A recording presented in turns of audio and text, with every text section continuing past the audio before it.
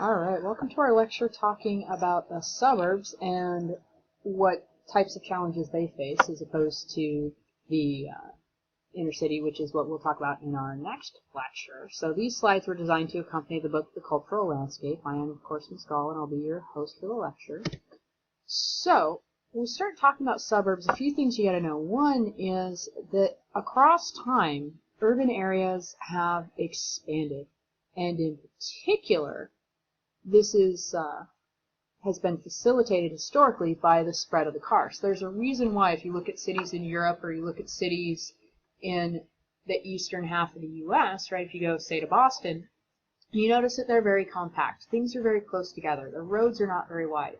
Then if you come out west, you look at a city like L.A. or Seattle or even Portland to some degree, although they've gone a ways towards trying to address some of this. What you see are big, wide roads.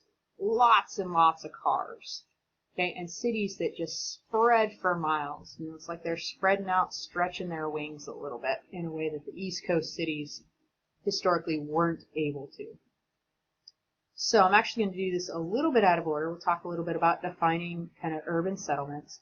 And when we talk about urban settlements, we do want to have some real specific definitions. One is the city itself. That's kind of the center, the heart of the urbanized area. Okay, so for instance, we live here in Western Washington, about half an hour, 40 minutes from Seattle. Seattle is the city. And it's funny when you talk to people who live in the suburbs because they literally talk about it as going into the city, capital T, capital C, going into the city, right, to see a play or to go to a specific event or a specific place. This is different from the urbanized area. When we talk about the urbanized area, it includes the city, but it also includes all that area outside the city that is also urbanized but is not a recognized part of the city. And the way that the Census Bureau has dealt with this is to create what are called metropolitan statistical areas. And what that does is, metropolitan, by the way, is just kind of another way of saying urbanized city. But what it does is it takes those urbanized areas and it splits it up into districts so that they can then talk about the characteristics of different districts and compare within urbanized areas and across urbanized areas. Okay? Along with that, they've also created what they call micropolitan statistical areas, and these are much smaller. So metropolitan divisions are very, very large in terms of land and number of people, specifically number of people. Micropolitan are much, much smaller. Okay, these are much smaller urbanized areas. Just to give you some idea when we talk about, and I actually realized I didn't talk at all about annexation, as cities have spread outward, what you see is the process of annexing adjacent territories. Adjacent is a fancy word that means next to. Annexing means to add on to. So, for example, if we look at Chicago, right, you've kind of got downtown Chicago, the city limits in 1837. That's that light yellow on the shore of Lake Michigan. And you've got the area next to it. You can almost see this. This almost looks kind of vaguely like the concentric zone model, how they've added areas in slowly but surely. They've incorporated more and more areas. And then if we look at that inset map on the bottom left there, it talks about the Chicago MSA, right, the Metropolitan Statistical Area, which incorporates all of those areas plus a little bit more space, right? So, but annexation means to add on to. So, for instance, a number of years ago, I lived over by Thomas Jefferson High School here in Federal Way, and I lived in a part of King County being the county that Seattle's in, by the way, if you're not from the local area, where it was unincorporated. And unincorporated just is a way of saying it's not part of any particular city. Right? So it kind of falls in between cities. In our case, we fell in between Federal Way and Auburn. And what that meant was we got certain city services from both. For instance, we were in the Federal Way School District, but we didn't get other city services. So, for example, the year my neighbors thought it was a great idea to shoot fireworks off and they were landing on my roof and I needed to call the cops about the noise, I had to call the State Patrol. I couldn't call the Federal Way Police. They wouldn't deal with it. They'd say call the State Patrol. Couldn't call the Auburn Police. They wouldn't deal with it. They'd say call the State Patrol. right? Because it wasn't a crisis situation. So this annexation issue can become problematic.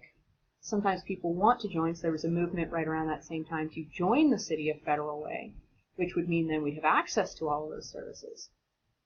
But at the same time, there's people going, well, we don't like that city, so we don't want to be part of it, and it becomes this big question of, do we join the city or do we not? And like I said, cities literally, and Chicago, of course, the Midwest, you see some similar phenomenons to out here in the far west, of that kind of stretches out slowly but surely, and they're incorporating more and more territory as they go. And that's really a big piece of this challenge of urban expansion is, do people want to be part of the bigger city or do they want to try and get away, right? Generally speaking, people move out to the suburbs because they want to get away from the big city and big city problems. What ends up happening as the big city expands is you start to see local government kind of fragment. And so you've got a council of government, right? And that's supposed to oversee the big picture items, but the bigger and bigger a city gets, unsurprisingly, the more and more they have to delegate and create departments and things like that to deal with certain specific parts of it. This creates fragmentation and makes it very hard for the city to act as a whole, right? And then what you start to see after a while, because people get frustrated by this, is the consolidation of city and county governments. And consolidations are really a fancy way of saying that they come together and combine functions. Right, so they decide to split the work up a little bit more and say, we'll handle all of this, you handle all of that, and we're going to create one department that covers both for these functions. Okay, and then what you start to see too is you start to see the creation of federations of cities. So for instance, now I live in Des Moines, which is a very small town, and when we talk about federations of cities, for example, the Highline School District, which is the school district I live in now, covers the city, most of the city of Des Moines, it covers Normandy Park, it covers Burien, right, and all the areas kind of in between. So that's a federation of cities that have come together to create their own school district. So they're unrelated for most functions, but they share that one function, and that's what we mean when we talk about federations. Ultimately, what you start to see is this kind of overlap of metropolitan areas, and the thing about where I live now, for example, is we're about halfway between the cities of Seattle and Tacoma. So there's really this overlap in terms of services provided and things like that, where we could go one way to do, for example, go to the zoo. Right, Seattle's got a beautiful zoo up at Woodland Park, up in the north end of the city. And we could travel there and deal with the traffic up in the big city. Or we could go down to Point Defiance down in Tacoma, which is a much smaller zoo, also very pretty, much smaller zoo, and face significantly less traffic. So those metropolitan areas overlap a little bit, and they also both provide similar kinds of services and options in a lot of ways, just on different scales, different sizes. Then what we can talk about is kind of the peripheral models of cities, right? So we've got the core city. We're going to use our core periphery terminology here. And then you start to see the growth of edge cities. Edge cities are cities that spring up around key transportation routes. And what they do is often they start out and they kind of serve specific businesses, and then they spring up from there. And the classic example of this is Tyson's Corner in Virginia. We're not so familiar with Virginia on the West Coast, but you do need that example. When they talk about edge cities, you need to know Tyson's Corner. Okay? Here in the Seattle area, the best example that you guys are going to be the most familiar with is probably Bellevue. Bellevue exists at the corner of 405 and I-90 and 520, which is one of the state highways that runs through there, right? And it really is built up around computer companies. So it exists kind of on the edge of Seattle, and it gets its start catering to computer companies and their executives, and then builds up from there. What you start to see with this peripheral model, by the way, is what they call a density gradient. And the density gradient just means that as cities have spread out more and more, what you start to see is that the people have spread out more and more too. So the density, it's not as dense in any one given area, right? It's no longer everybody kind of lives towards downtown because we all have to walk or at best maybe ride a horse to get to where we're going or take a carriage.